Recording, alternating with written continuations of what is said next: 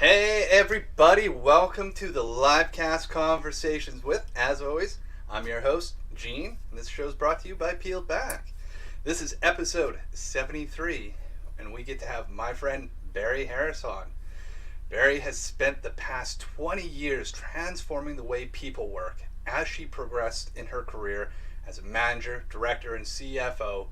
And now, as a consultant to major US and Canadian corporations, she's had a ringside seat to a lot of toxic workplace behavior and came face to face with her own toxic tendencies. On the positive, though, she's also worked with some great managers and teams that have accomplished extraordinary things together. Barri knows firsthand how hard it is for managers to get the kind of practical training and coaching that could change the game for them to get better results and build teams that are truly thriving. She just launched the Eureka Project to make sure that all managers have access to the best practice of exceptional managers and can show up authentically as their best self at work and achieve meaningful and incredible results. Barri, my words cannot do you full justice. Thank you so much for being on the show today. Oh, thank you, Gene. It's so much fun to be here. All right, on. So, changing the way that we work through trust, accountability, and purpose. Tell us a little bit about your journey. I think my journey is like most managers. I was promoted and, into my first management role, super, super excited because clearly they saw my hard work, how amazing I was, all the things I did as an individual contributor. And then as I started as a manager, the pressure the pressure cooker went up, right? And what I realized was all of the things that I was good at as a doer really weren't the skills that I needed to be a great manager. Because when There you're it is. managing, it's that shift from I'm going to do it myself to I'm going to empower others and grow them. And quite frankly, I sucked at it. I was awful. I will admit it wholeheartedly. I am a perfectionist. I didn't like to delegate. Nobody could do it right, and I had very, very high expectations. So I And don't I know if you're think speaking about yourself or me. This is like, I there's think so this many is people that come from all that high of us, performance right? that they're like, they see somebody sees something in you, you go to that next level, and you're like, but I was really good at the doing part, and now there's this component of like, I was a master at Yeah. that, and now you're put in this place where you're not. Like, what a set of conflicts on top of it. Now you have to like manage and become a leader. Yeah. And I think, like most of us, I learned through the school of hard knocks. I observed leaders around me, which in my case were not really good role models. I have some very interesting stories of, business owners and entrepreneurs. I worked in finance, and so at a pretty young age, in my 20s, I was a CFO in a couple of different industries. And what I found was, the owners that I worked with, they're really scrappy, they're really entrepreneurial, they're really driven, they're often a little bit off the wall. And I was trying to coach them to say the things that made you successful when you first started out are not the things that are going to make you and keep you successful. You need a little bit of structure. You're now 5 million, 10 million, $25 million organization. You've got to grow and build that out so that you can scale. And that loss of control was not easy for them. And what I realized was it also wasn't easy for me. Well, it's interesting perspective there is basically the skills that got you, and like just we talked about being the high achiever, got you to the next role. The same thing. It's like what got you there isn't going to get you to that next step, and Yeah, that can be a hard one for like CEOs and like any kind of like leader that's like got like this is their baby, and now all of a sudden totally. they might not be the right person to take it to the next step.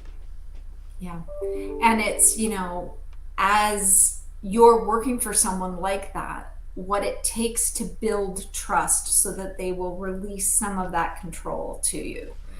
Mm. So I think, there's a lot of things in there that lend itself to the person on the receiving end feeling like their manager's toxic, right? Because Yeah.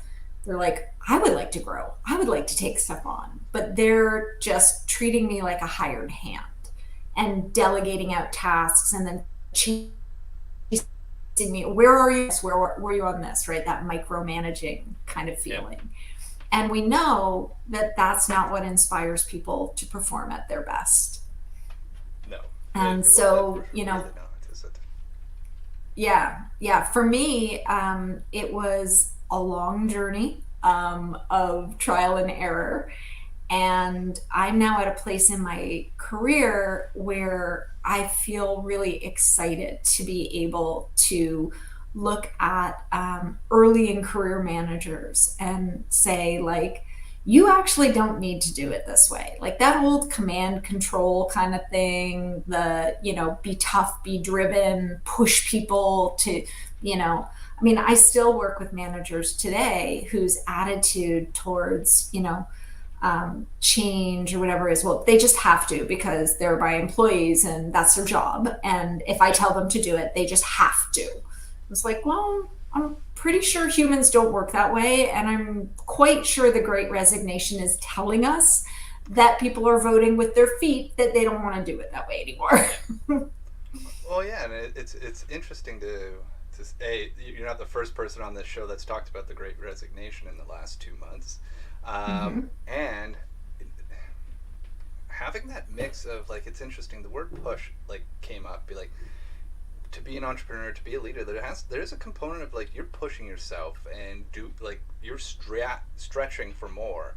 So then, how do you self manage that in a way that it can be healthy for you? Because sometimes, and more often than not, when you're not aware, that drive can drive you right into the ground. But then, how do you take that, make it healthy for you, and then healthy for the people that are in your care, in your Yeah. stewardship as a manager? It's a great question and a great point, Jean, because I do think that the beginning of this journey is self-awareness, and sometimes that comes from maybe not getting a great performance review or getting called to account because folks on your team are quitting, like you're having higher turnover, your team's not getting results. So unfortunately, sometimes those things are the catalyst. What I'd love to see is more positive, people kind of waking up and saying, I want some coaching and training to be better. I've never managed people before. And you could be managing people who are more senior to you, more older than you, have skills that you don't have. A lot of times when you're managing, the people that work for you are technical experts.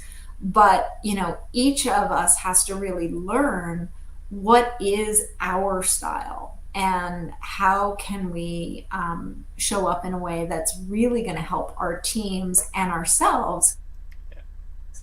get great results. And, that's where having those opportunities to get more awareness of yourself, get that feedback on how you're perceived by others. So if your company does 360 reviews, great, because you're getting it, but most companies don't. And so I know we have some mutual friends that have a great book about death by blind spots and Yeah. an assessment that goes with that about getting to understand your own strengths, but you're also your blind spots and how you show up and how you're perceived by others. I would little shout out to Licky and Kevin and Blind Spot Global. I would encourage anyone who doesn't already have an opportunity to get that feedback to go check out the blind spots assessment and and just look up blind spot global and go to the site. It's a free assessment. It's really insightful. Just give you a starting point to say, oh yeah, that is kind of me. I think most of us, when we do those assessments, are just like, that nailed me in a way that's maybe not entirely comfortable. Oh, 100%. And I've done it as well. It's a great assessment, and it's not all that long, so you've got five Yeah. minutes to do it. So the thing that comes up to me hearing about this from an early point of a new leader, or we'll stay with manager, the new manager early in their career around this is like, how do they start to go about understanding like how to receive that initial like feedback in a way that can start to unlock or break away their prison that's keeping their awareness at bay? Yeah. Oh, what a wonderful question. I don't think it's easy. I think it's hard for people to hear constructive feedback. Um, we want to show up and we want to do well, especially if we've been an exemplar as an individual contributor and now we're a manager. To hear that maybe you're not all that isn't comfortable at all. But I think each one of us, it's a personal maturity thing, right? It's part of your own personal growth to take stock of what your strengths are, how you can really lean into those strengths and amplify that, because that is going to get you phenomenal results. Be aware of the other things, but I think we all have such a fear of, we call it imposter syndrome has become such a big word these days, right? Like, I never wanted anybody to know if I was struggling, like, never let them see you sweat, like all of that kind of stuff. And truthfully, that held me back from being successful. It's when you acknowledge your humanness, your imperfections, you actually become so much stronger and have the ability to make connections. People relate to you through those struggles because it gives them the space to go, "Oh, you struggle? I struggle too." And now you've got something to talk about and you can move forward, and it's not so scary that like you're going to be judged as inferior. Well, and I think there's a component to that, like even beyond before it gets to the point of like you showing somebody else looking at you, going, "Oh, you can trip, and no one's going to like. This isn't the end of the world." Be like, no, like getting used to tripping yourself Yeah. is like that critical point, right? Like you said, like there is a high level of discomfort at getting feedback. You use the word constructive feedback, but sometimes it's not necessarily constructive. It might just be very poignant, and within Yeah. it is an opportunity to sit with it and go, I don't like this. I don't like this feeling. Am I causing this to somebody else? Yeah.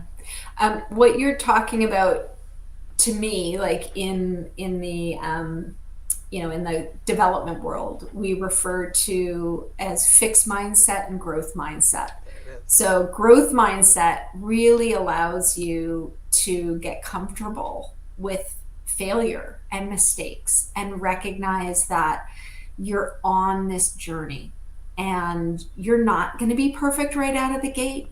That's not failure. That's just iteration and evolution, right? And we continue to improve. And as humans, like, we want to improve. I've never met anybody that went to work, to say, ugh, I'm just going to do a crap job and hang out here for the next 35 years. Actually, no, I have met people who feel that way. But I'll Yeah. tell you, it's because their souls have been crushed through the workplace and they've been so disheartened and disillusioned because of toxic things that have happened. And so for me, that motivation to really help people be their best selves at work, it starts with the manager and the manager wanting to be their best self at work. And then that inspires and creates space for the folks on their team to do the same. 100% agree. It's incredible. I had a question. It totally just like evaporated from my mind as I was about to say it. Uh, so let's talk about being in that position where like you obviously there's a component of this isn't a silver bullet, right? Like you talked about your own journey over the 20 years of going from CFO, working in multiple industries, working with some like very scrappy entrepreneurs that weren't maybe the best role models. So where do you start to dig for that information that you need some feet, that you need a space to grow when you're not surrounded by potentially role models who are there. Well, that is a big part of what inspired me to start the Eureka Project. Is there are companies out there and they are well regarded. They're kind of in the research as high performing organizations. And through that research, we're really identifying some of the characteristics of high performing managers, people that are showing up with that kind of EQ, that ability to, kind of manage themselves and shift their perspective and have a sense of where someone's coming from. So it's not always about them and what triggered them, but kind of how do we get better together. Um, those those companies exist and they're looking for great talent. Most of us still exist in workplaces that are fairly toxic. Even, I've worked in some corporations that are rated as the US or Canada's like top 100 companies to work for. And I will say to you that even in great companies, your experience is often only as good as your direct manager and your relationship with them. It's so important. I mean, 57%, I think, of people that quit say it's due to the relationship they have with their direct manager, right? Monster.com, when it was still Monster.com, was like, 76% of bosses are toxic. Okay, well, we're not all toxic all the time, and all corporations are not toxic all the time, although some have cultures that are still pretty old school and toxic even today. I was having a conversation with a former colleague of mine. She's a senior manager. She works in a well-known major US corporation, up there and on the list of best employers to work for. She told me that with everything that's going on in her team of five, two of the five have recently quit to move on to other jobs, other corporations. And their manager turned and said to them, well, I guess you all are going to have to pull up your socks and work harder.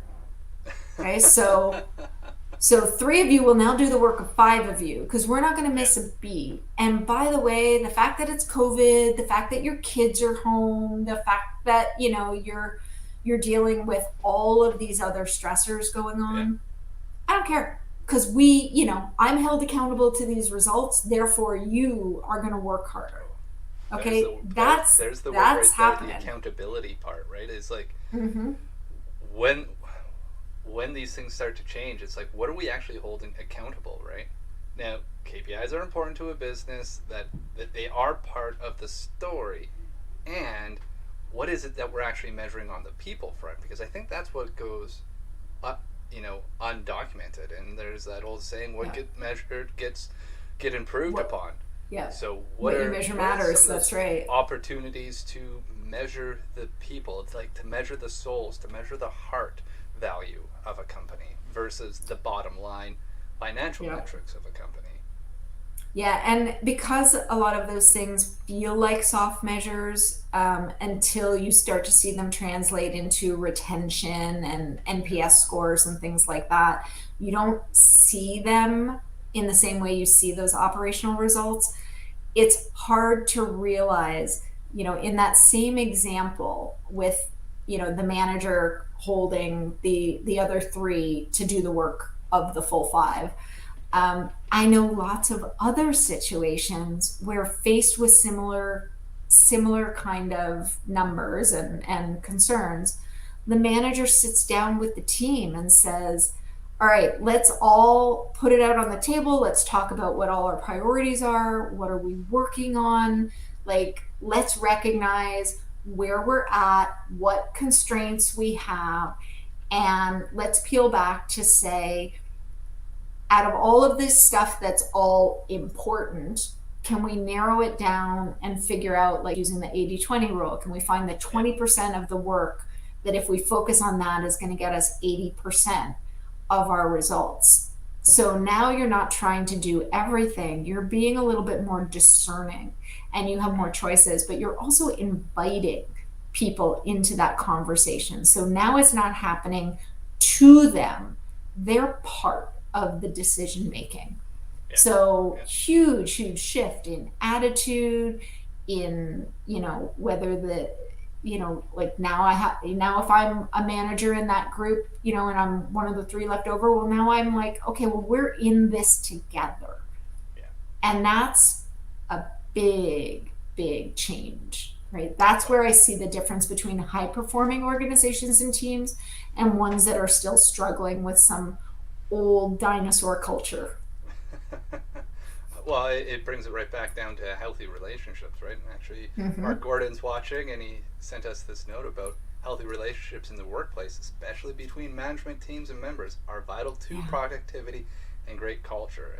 As he always says, you got to take the values from the heart to the, or from the wall to the heart, right?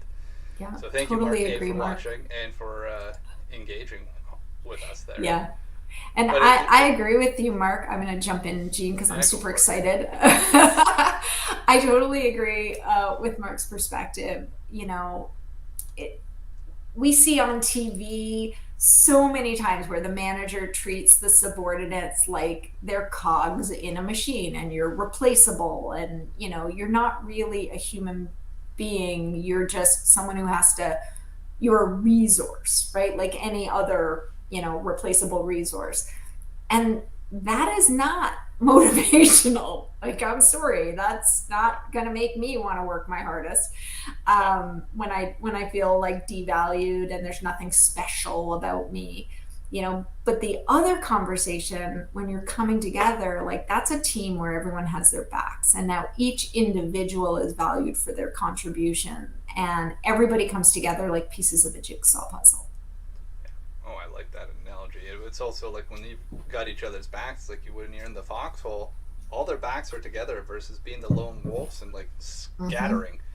And it's a lot harder to take down a group than it is to take down an individual, too. Mm-hmm. And, Absolutely. and I don't know about you, but my experiences with like horrible bosses, we've got the horrible bosses on one side, but there's something that's been really special about the teams and like how those teams sometimes can come together Yep. over top of how bad they're getting, how bad the shitstorm is coming from up above. But I've Mm-hmm. been in some teams that I'm just like, those were like the most magical times, and that was like the one thing Yeah. I miss about those some of those experiences is those teams and those dynamics that we were able to make when we had each other's back and we knew what the roles were and we understood how we were going to constantly like Yeah. nothing was set in stone aside some guiding principles that we all agreed on. Absolutely. And adversity can bring out the best in us, right? We see Oh yeah. that. Years ago, I facilitated a strategic planning event for BC Center for Disease Control. And I was asking them to talk about some of the best times, the most powerful times they came together as a team.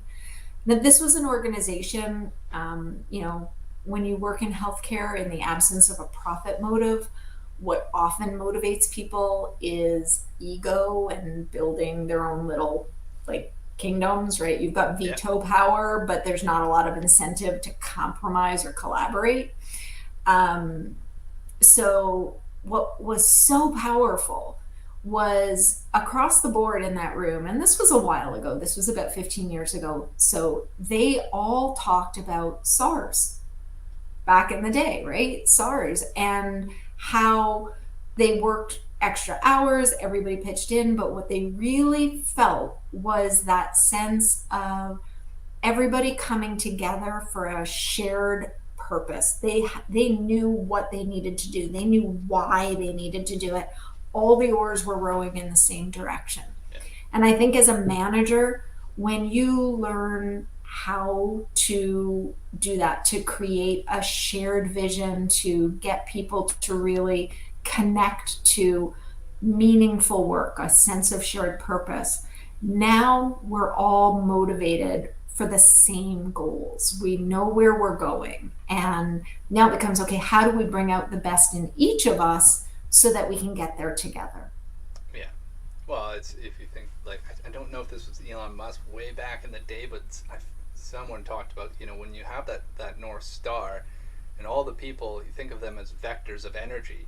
If they're all Mm-hmm. pointing that same way, you get all this energy that's moving towards it, and the things that you can accomplish as a team will outpace everybody else if they are even slightly off of a target, or if everyone's Yeah. scattered doing their own thing for their own ego purpose. You can keep bringing them back and keep reminding them about where this is all going. Get that agreement. Yeah. Incredible things happen at like lightning speed. Yeah. Can you imagine in the rowboat if you were all being, nope, do that slightly more to the left. Nope, you could. It's like, nope, here, I'm going to set the pace. I'm going to set the tone, but we all have to do the work. Yeah, yeah, and sometimes it can I think as well that there's a component of like realizing that takes a little bit of time on the teams that I've led and teams created. Like it's like a 3 to 6 months of like getting the team to like function, and it takes a little bit to figure out how you're Yeah. all going to play those roles. And it is like the best investment in a long-term success of a company and a team. And you have to get through the veneer of politeness. I think the veneer of politeness and, the pressure that we feel to not have conflict holds us back from Uh-huh. really being amazing teams. And it seems counterintuitive because you're like, well, if you have harmony, shouldn't you be a great team? And the answer is actually no. If you have harmony, what you will achieve is a fraction of what you achieve when you harness the true full potential of Yeah. everyone coming together. But you got to be prepared to have disagreements. You've got to be prepared to work through uncomfortable conversations. And Yes. that's where the trust and psychological safety that we talked about earlier really comes to bear, right? How do you feel safe to do that? And what motivates you to do that? You have to say, I'm willing to step out of what feels comfortable, share my voice, even though I know that some people are not going to like what I have to say, but I do it because I am so committed to that shared purpose. There it is. Well, and as well, like there's an opportunity as that leader. If those leaders are listening right now, you set the stage around that conflict. Is like saying, hey, we are going to have conflict. We actually support conflict. We put the problem in front of us, and we don't become the thing that Yeah. becomes fighting. We're fighting the problem. We're fighting the challenge together. It's okay to raise your voices. It's okay to get like passionate and heated. When we leave this Mm-hmm. table, it's high fives or hugs, whatever Yeah. the norm is with the team, and then we get right back to it. Yeah. And that's where training comes in, training coaching, because quite frankly, I sure as heck was not comfortable with disagreeing. I mean, it was like, what do you mean you're disagreeing with me? I'm the manager. Like, Yeah, I'm the one with authority here, right? Like, you got to do it my way because I clearly was put in this place because I had the vision. yeah, And so you got to learning to park your own ego and, shift your perspective to really understand that the other people on your team have value to contribute, and it's your job to really tap into that value and potential. well, with your acronym of TAP, right? Last P really comes Yeah. out there. Is like if you're the leader and you've all agreed that there's this purpose that you have, then that purpose should transcend any one of your individual roles, and it's definitely any one of your egos that you're tied to that, right? So if we're all agreeing we are here to deliver on this purpose or to make this manifested into reality, that means we're going to learn. That also should mean that we don't necessarily know how to get there quite yet because it doesn't exist. It means we have to create it, we have to find it, and we have to go through the Yeah. chaos of creation. Are we all on? Do we agree to do that? Yeah. So I'm curious, Jean, I know that you were a business owner before you got into coaching and all the cool stuff you're doing now. When you think about that, those moments of, having those uncomfortable conversations, being open to hear somebody else's point of view and not have to like not listening to find the ways to prove them wrong, but listening to be truly curious and ask more questions to understand the value. You know, how how did I mean, was that something that came naturally in your company or for yourself, or how did you evolve to get there? I was very lucky. I had a back many moons ago. I was in this co-op program when I was in university, and I landed at Future Shop. So Future Shop eventually got bought by Best Buy. If anyone doesn't, the youngers don't know what Future Shop is. I worked at their global headquarters. And my manager was this man named Vern Flannery, and he just always kind of like took me under his wing. He just like gave me these little pearls of wisdom about talking about how what it means to like be good for the team, and he like set this tone of like he stopped all the shit from rolling downhill towards us, and like explained that and talked about how like the importance of remembering somebody's name and like holding a little bit of heat for these things. And like they just those he planted some seeds in me very early on, which I continue to look back 20, 25 years later on very fondly. So I would say those seeds were planted, and then they just continued to grow. I've not always been the perfect leader, and I've always shied away from saying manager because I'd rather be a leader Yeah. who can help lead the people. Because when I'm in that position, I'm not doing the job. I'm helping remove roadblocks for you, right? And that's what I think a leader really should be doing. Is like, how can I make sure you're being fulfilled doing this work and fulfilling on the promise of the work? And sometimes that means we got to go hard. Sometimes that also means we got to get really explorative, right? And Yeah. I think back to the teams that I've ran and built, is like when we ran those teams by principles versus at the heart of it, how are we going to set the stage around conflict? I would talk about that lots, and that's kind of stuff that like came somewhat naturally, I guess. Like Which is I've always great. been like a curious person, but I also know that like there was times that I most likely wasn't that either. But like being learning, going, here's the power of the conflict and how we can actually harness it. Like when we're not having that Hmm. conflict, we're missing out. We're not delivering to our clients. We're not delivering the best value to them. I don't have all the ideas. Now I'm in this role because I'm bold, and I always joke that I was a leader in the tech world because I was the developer who could hold a conversation without looking at my shoes. But there's a responsibility in that as well, to like, we got to take the steps, we got to be uncomfortable, and we also have to like ensure that we're doing what's best for our clients, because sometimes that meant as well saying, no, we're not going down this path. We're not going to spend a bunch of time exploring something that's over engineering something. We're going to try to strip it down to its most principal Yeah. basics. What are the principles we're trying to follow here on this project? And I think as Love it. well, like a big part of it is like the clearer I got with the with being able to bridge the desires and the needs of the clients, and translating that so that the team understood where we were going, and not saying here's all the steps, just kept going, here's our north star, here's our north star. You are paid, you're the adult, you're talented because you're sitting in this seat to figure out what are the steps that you need to take to add to your piece to do this. I'm adding my pieces, and then we're going to check back every week to see, does our puzzle fit. Awesome. And that to me, like, really embodies an exceptional people leader. So we use the term manager, senior manager, because that's the legacy term that we have. Yeah, But truly, we are using language like people leader more to recognize what it really means.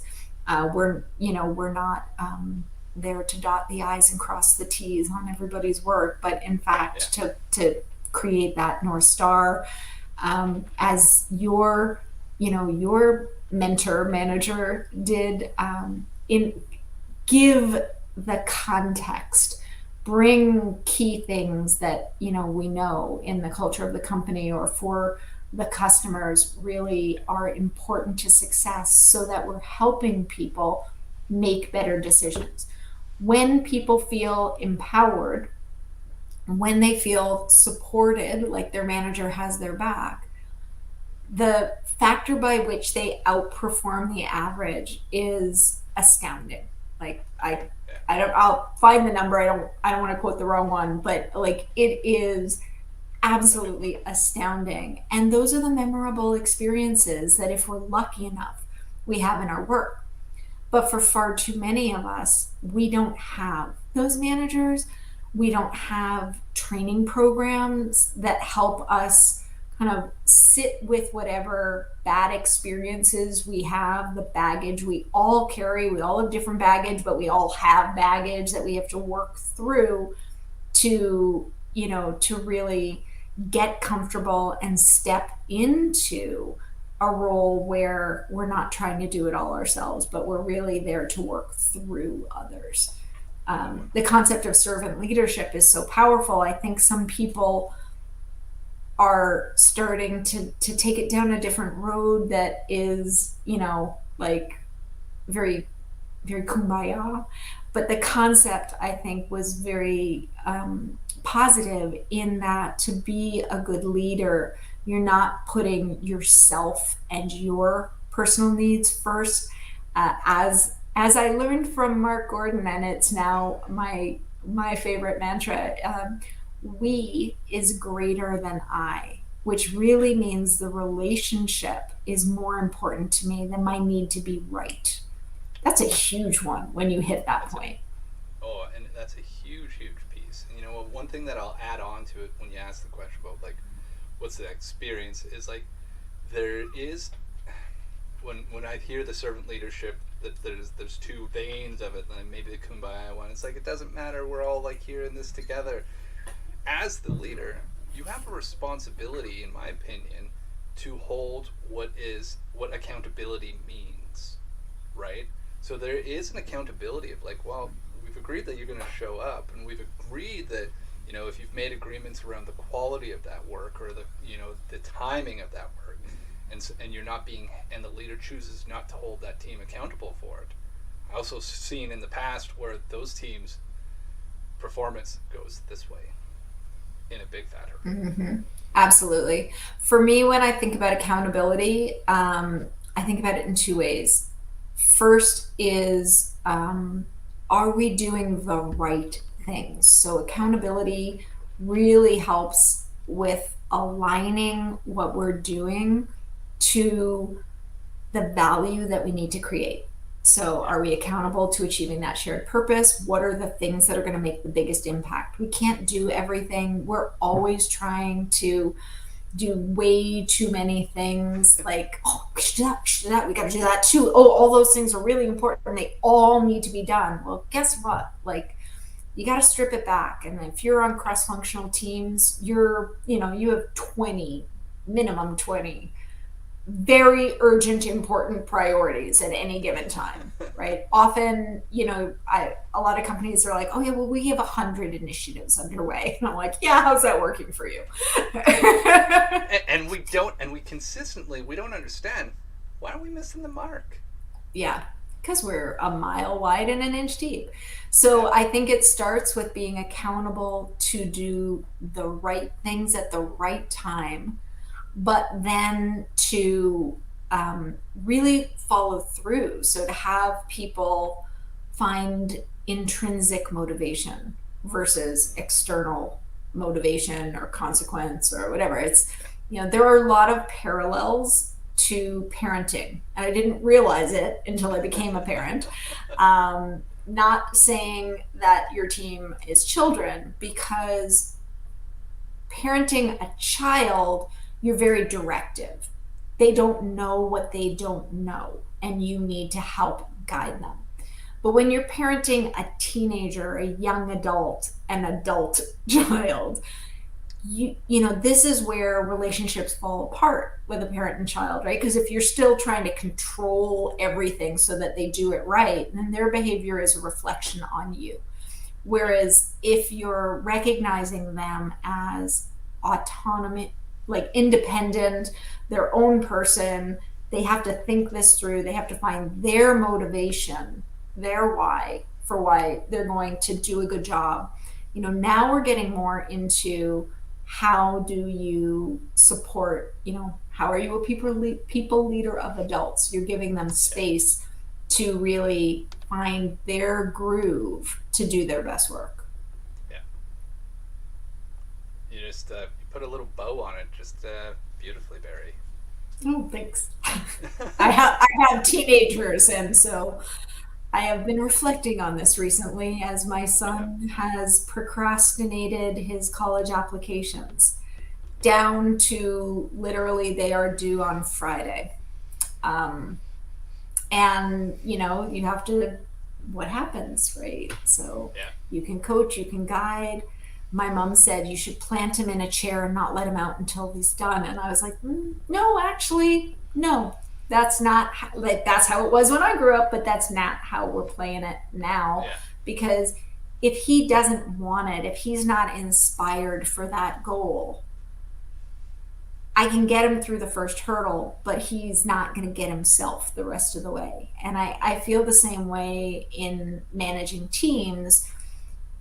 You have to tap into what really excites and motivates people. And each person is different on your team and they have unique skills. And so as a people leader, it's my goal to find out what makes you tick and help you do more of that. And so some of the things in the Eureka Project that we focus on that I think makes our approach a little bit different than some of the other kind of, read a book, take an online course.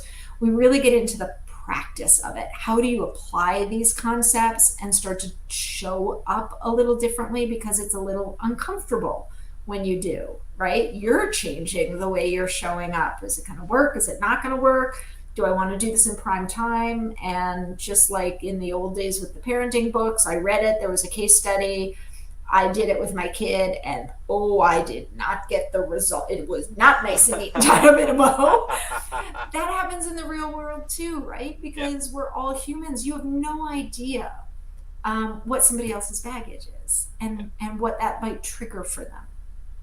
Or even just, where you think about their personality types, right? Like typically, those of us who are good individual contributors got pushed into management fast and early. We tend to be very driven. We have a mindset of being very goal oriented, and not everybody has that same mindset. So if you try to manage them the way you think would be motivational for yourself, it's not necessarily the way that's going to best motivate them. And so shifting perspective to really think about the other person, where they're coming from. If you have teams and you do these types of profiles and share them, you get a sense of how you're all different and what your styles are, so that you can find out ways to work together that brings out the strength in everybody. So if you have somebody who is more introverted, for example, they're not going to be the loudest voice on calls, and especially in all these remote meetings, they tend to be quiet, they tend to be reflective, they don't want to just jump right into the mix. But if you're on calls and you're making decisions in the moment, you are missing their voice. Like, so if you've got some folks like that, you now learn to say, we're not going to make a decision on this call, we're going to take 2 days and then we'll revisit it when we come back on X, right? And that'll give everybody a chance to reflect, participate, not just make a choice, make a decision in the moment that, works for some, but not for all. Yeah. Yeah, it's totally right. Like, we are all very unique and we all have our own motivators. And learning about that and understanding it within your own team and finding a way to measure that within your own team is going to allow you as a leader to really start to thrive. Yeah. So remember how I said at the start, before we went on the air, I'm just going to look up and be like, we're past the 40, we're at 45 minutes already, and I want to be very respectful of your time, Barry. I'm so grateful for this conversation today. So before we wrap up, where can people find you? Well, we have launched our website, the eurekaproject.ca, so THEEUREKA project, PROJECT.ca. And we are having our first course, a free masterclass on really getting real at work. So how to now show up and be your authentic best self at work. It's our first masterclass. It's January 31st. It's 3 1-hour sessions, Monday, Wednesday, Friday. So January 31st, February 2nd, February 4th, really designed to talk about with managers to help them tap into their unique strengths, their style, but also to be very real about some of the barriers that we have to being authentic at work, what it means, what it doesn't mean, and how to start showing up in a way that really feels more like your real self with your real values, and in a way that you can empower and excite and engage the folks on your team. Nice. As well, those links are down below in the description. I just posted them in the comments too. So before we let you go, Barry, we ask everybody the same question, and by we, I guess I just mean me. So I ask everybody the same question. We're going to jump into my time machine. We're going to go back 10 years. What's that one piece of advice you wish you would have heard to improve your leadership? Just because it's always been done a certain way doesn't mean it's the right way. Love it. Yeah. Love that. We are raised in a corporate world that is, quite frankly, obsolete. The way that the corporate world operates hasn't changed in hundreds of years. It started as an exploitive model, where basically leaders wanted to get the most out of the people they hired for the least money so that they could make the most profit. Yeah. And in fact, as we have evolved as humans, we demand more. We're moving up. We want a little bit more from our work. And, especially now, we're not getting lifetime employment. We're not necessarily getting, the big pension at the end. So we want more fulfillment, more growth, more opportunity to really grow and be fulfilled at work.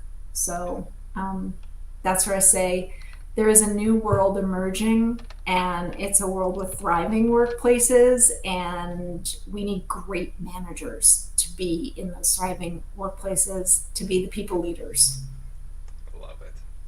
Great answer. I love when we get unique ones that come on the show. So again, thank you so much, Barry, for being on the show, delivering so much gems. This was a great conversation, and I look forward to future ones with you. Myself as well. Thank you very much, Gene. And everybody else who's watching, thank you for watching episode 73 of Pealed Back's LiveCast Conversations With. And we're going to end it off. We want you to find one thing to look at the world around you a little bit differently. Till next Wednesday, I'm Gene, and we'll talk to you then.